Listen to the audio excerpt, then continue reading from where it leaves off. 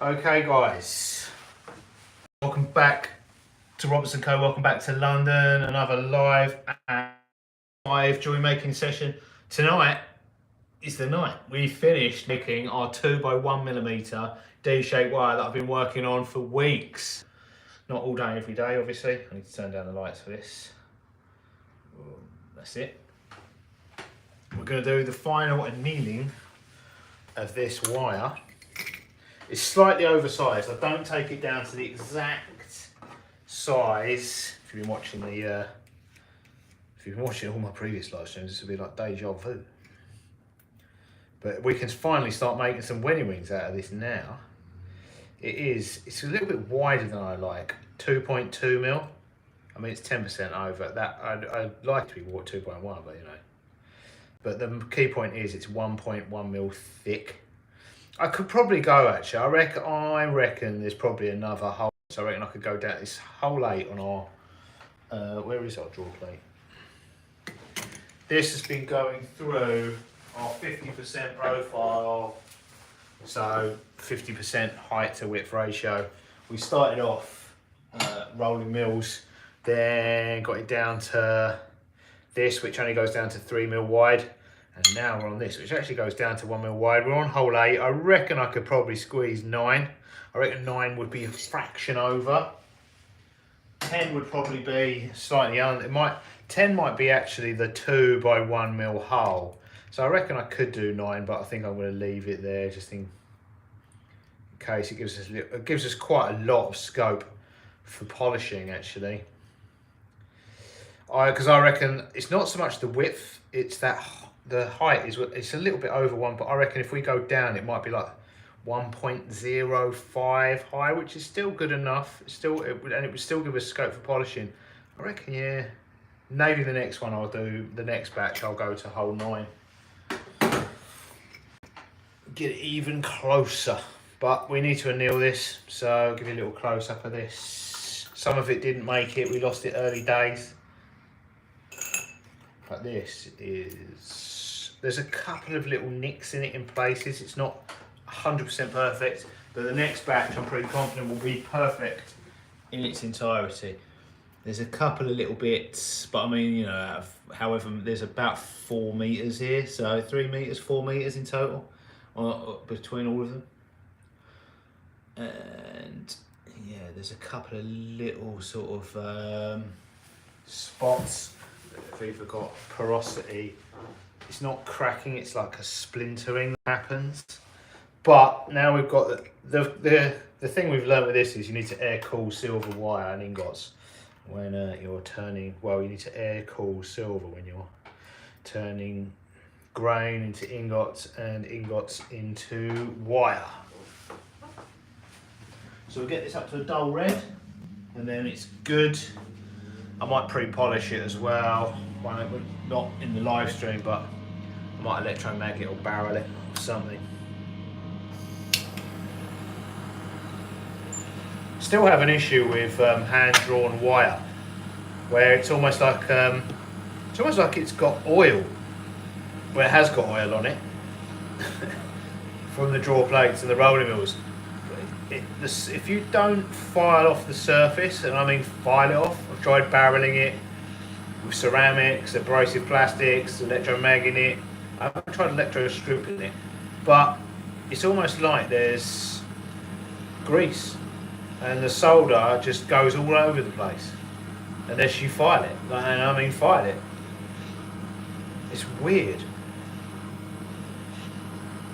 You never know, maybe the air cooling and the peening and all that we're doing will sort that out. I don't think so though.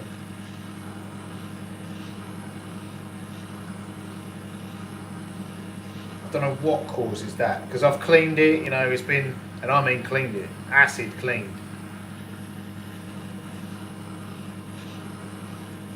In theory, the barreling, the abrasive barreling, whatever surface finish is on it as well, whatever, it's just a bizarre thing. It might be, it could have been, like maybe this will fix that. I think I was saying this before, it was almost like it was being anodized as part of this process. the quenching it was almost anodizing it.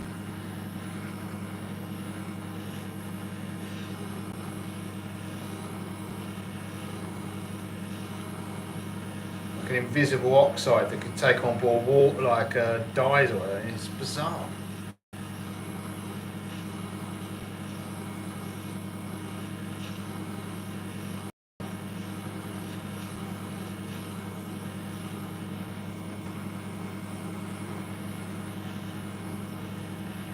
Probably someone out there in the world that wants to somehow try and anodize silver and they just cannot do it, and I can't figure out how to stop doing it.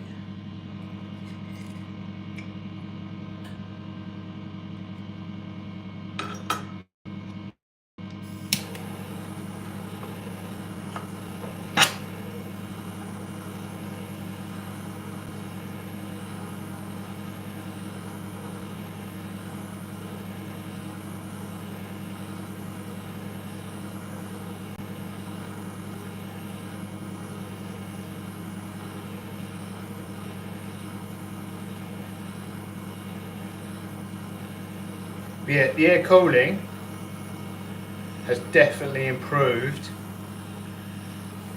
Well, it's the issues with blistering, cracking, porosity have gone. So quenching was a problem. Obviously, as soon as we stopped quenching it, the water coming out of it on the rolling mills instantly disappeared.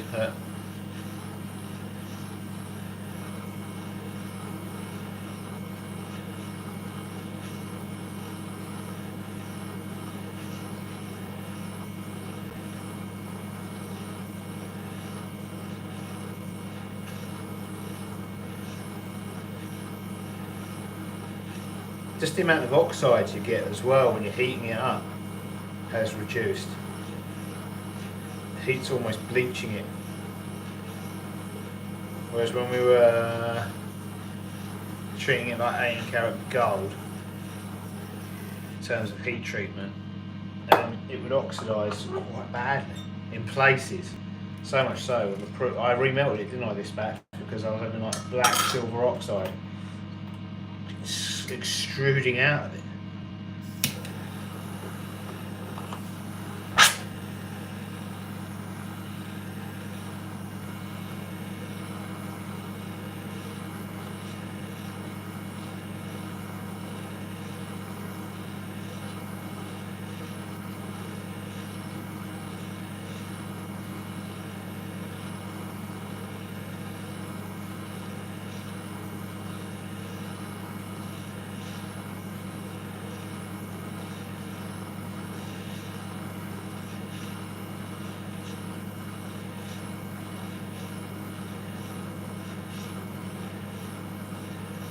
I'll make a full-length video once I've actually sussed it.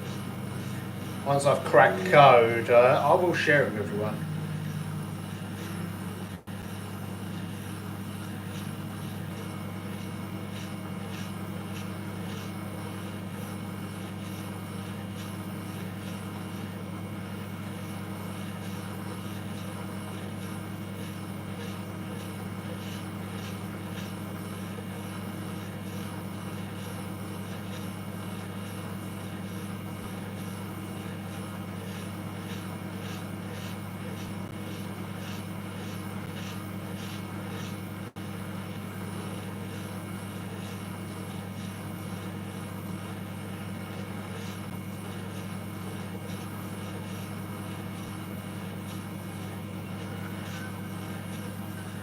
I think the jewelry industry and most industries would actually,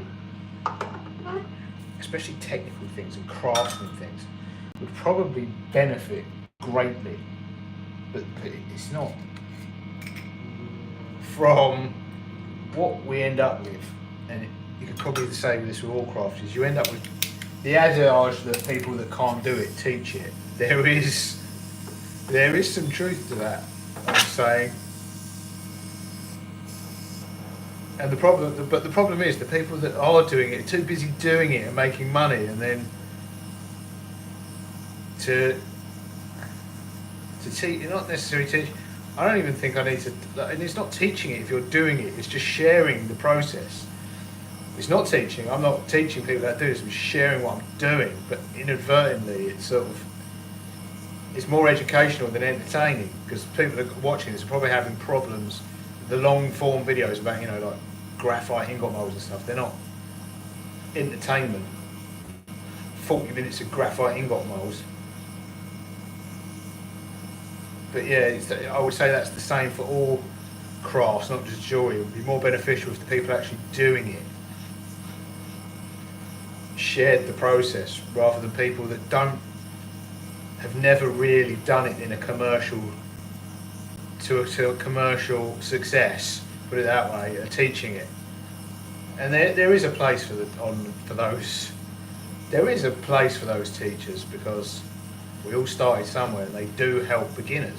They know way, you know, even a bad teacher will know more than an absolute beginner, and at the very least can just hold someone's hand and give them the confidence to get cracking. So I'm not saying they shouldn't exist, I'm just saying there is a place for them. There's enough room for everyone. What I'm saying is it would be far more helpful if people actually doing it were sharing the commercial doing of it. But then I think a lot of that is there's a fear when there's money involved. You know, but I could keep it a secret in the hopes that my competition, I don't create more competition, but you know, I can't make jewelry for the whole world. You know, I haven't got time.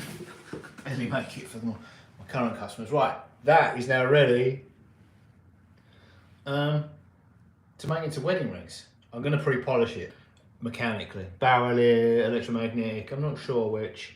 Maybe both. Maybe I'll barrel it abrasively and then electromagnetic it, polish it.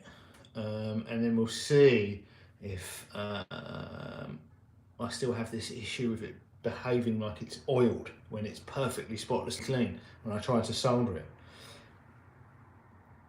Right, see you next one. We're going to make some stuff in the next one, not just heat stuff up. Toodles.